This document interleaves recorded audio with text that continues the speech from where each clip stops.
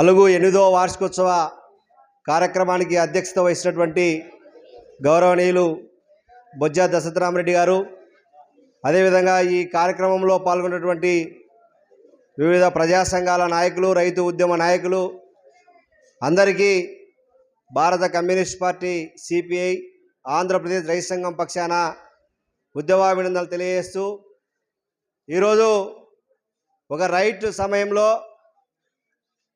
రాజకీయ వాతావరణాలన్నీ కూడా ఒక పాజిటివ్ దృక్పథంతో ఉన్నప్పుడు ఈ వార్షికోత్సవం కూడా జరపడం అనేటువంటిది శుభప్రదం. ఈరోజు ఒక్కసారిగా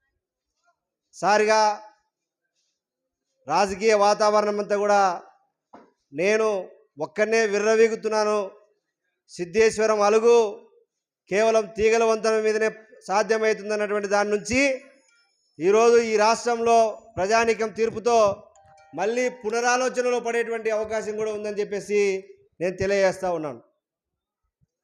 ఈరోజు తీగల వంతెన కాదు, బ్రిడ్జి నిర్మించాలనేటువంటి ఒక సుదీర్ఘ ఉద్యమంతో రాయలసీమ సాధన సమితి ఆధ్వర్యంలో ఉద్యమాలు జరుగుతూ ఉన్నాయి. ఈరోజు మంచి నాయకులు కూడా ఎన్నుకోబడినారు. ఈ ప్రాంతం నుంచి ఒక ఆలోచన పరమైనటువంటి వాళ్ళు కూడా ఉన్నారు. వాళ్ళందరి మీదలని మనం ఉద్యమం తీసుకొని పోవాల్సిందే. ఈ 6 నెలల పాటు కూడా మనం వాళ్ళకి ఈ ఉద్యమంలో దీని కష్ట నష్టాలు కూడా పాలకులకు తీసుకొని పోవాల్సిన అవసరం కూడా ఉంది. అది విన్నపాల రూపంలోనో లేదా ఒక కమిటీ రూపంలోనో తీసుకొని పోయి 6 నెలల్లో ఇప్పుడున్నటువంటి రాజకీయ నాయకులు, గతంలో సూర్యప్రకాష్ రెడ్డి గారు, కోట్ల జయసూర్యప్రకాష్ రెడ్డి గారు నేను పార్టీ మారాలంటే గూండ్రేవుల ప్రాజెక్టుకు నిధులు ఇస్తేనే నేను మారుతానని చెప్పినాడు. ఆ రోజు నిధులు కూడా ఇవ్వడం జరిగింది, కానీ అది ఏ రోజైతే వేసామో అక్కడే ఉంది. ఈ 4 జిల్లాలు, ఇప్పుడు 4 జిల్లాలు ఉన్నది 8 జిల్లాలు అయినాయి. 8 జిల్లాలకి నీళ్ళు అందాలంటే ఈ నంద్యాల జిల్లా నుంచి కృష్ణా జిల్లాలని లేదా సిద్ధేశ్వరం నుంచి కూడా పోవాల్సిన అవసరం ఉంది. కానీ ఏదో అవసరం వచ్చినప్పుడు కాకుండా ఒక సుదీర్ఘ ఉద్యమంగా దీన్ని తీసుకొని పోవాల్సిన అవసరం ఉంది. చాలా వెనుకబడినటువంటి ప్రాంతం ఇది. ఈ ప్రాంతం నుంచే ముఖ్యమంత్రులుగా వెలువెత్తుతూ ఉన్నారు. కానీ ఈ ప్రాంతంలో ఉన్నటువంటి సమస్యలు, పరిశ్రమలు కానీ ప్రాజెక్టులు కానీ ఏ ఒక్కటి కూడా పూర్తి కావట్లేదు. ఈరోజు 1 సంవత్సరంలో పట్టసీమను పూర్తి చేసినటువంటి నారా చంద్రబాబు నాయుడు ఈరోజు సిద్ధేశ్వరం గురించి ఎందుకు మాట్లాడలేకపోతా ఉన్నాడు? గూండ్రేవుల గురించి ఎందుకు మాట్లాడలేకపోతా ఉన్నాడు? లేదా 854 అడుగుల నీళ్ళు శ్రీశైలం సామర్థ్యాన్ని ఎందుకు చట్టం చేయలేకపోతా ఉన్నాడు అనేటువంటిది కూడా మనం అందరం కూడా ప్రశ్నించాల్సిన అవసరం ఉంది. ఈరోజు అమరావతి పనులు చక్కచక్క జరుగుతూ ఉన్నాయి. మనం ఏం దానికి వ్యతిరేకం కాదు, దానికి ఇది కాదు. కానీ ఈ ప్రాంతంలో ఉన్న ప్రాజెక్టులు ఎందుకు పూర్తి కాలేకపోతా ఉన్నావు?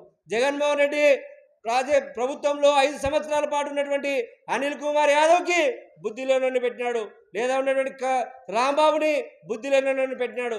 ఈరోజు కనీసం వాళ్ళకి ఏ ప్రాజెక్టులో ఎంత నీళ్ళు పోతాయో కనీసం అవగాహన లేనటువంటి ఒక మూర్ఖుల్ని ఈరోజు జలవనరుల శాఖ మంత్రులుగా చేసేటువంటి పరిస్థితి. కానీ ఇప్పుడైనా చంద్రబాబు నాయుడు ఈ దేశంలో ప్రభుత్వాన్ని నడపాలంటే చంద్రబాబు నాయుడు మీదనే ఆధారపడింది. కాబట్టి చంద్రబాబు నాయుడు ఈ రాయలసీమ జరుగుతున్నటువంటి అన్యాయం మీద ఖచ్చితంగా పార్లమెంట్లో స్పందించాల్సిన అవసరం ఉంది. ఈరోజు రాయలసీమ హక్కుల కోసం పోరాటం చేసినటువంటి బైరెడ్డి రాజశేఖర రెడ్డి కూతురు ఈ ప్రాంతం నుంచి పార్లమెంటు సభ్యులుగా ఎన్నికయ్యారు. కాబట్టి ఇలాంటి ఇంకా అనేక మంది కూడా ఉన్నారు. కాబట్టి పాలకుని ప్రశ్న ఇప్పుడు అక్క మాట్లాడింది, మనం పోరాటం చేయాల్సిందే, బరిసెలు అందుకోవాల్సిందేని. కానీ 6 నెలలు సమయం ఇవ్వాలి.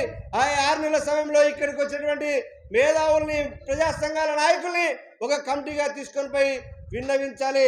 6 నెలల తర్వాత ఉద్యమం తీసుకొని పోయేదానికోసం మేము కమ్యూనిస్టులుగా మీ అంతా ఉంటామని చెప్పేసి ఈ ఉద్యమానికి సంపూర్ణంగా మద్దతు తెలియజేస్తూ, ఖచ్చితంగా ఈ ఉద్యమంలో రాయలసీమ వెనుకబాటుదనం కావడానికి ఒక్క క్షణం కూడా ఉండేటువంటి ఆస్కారం లేదు.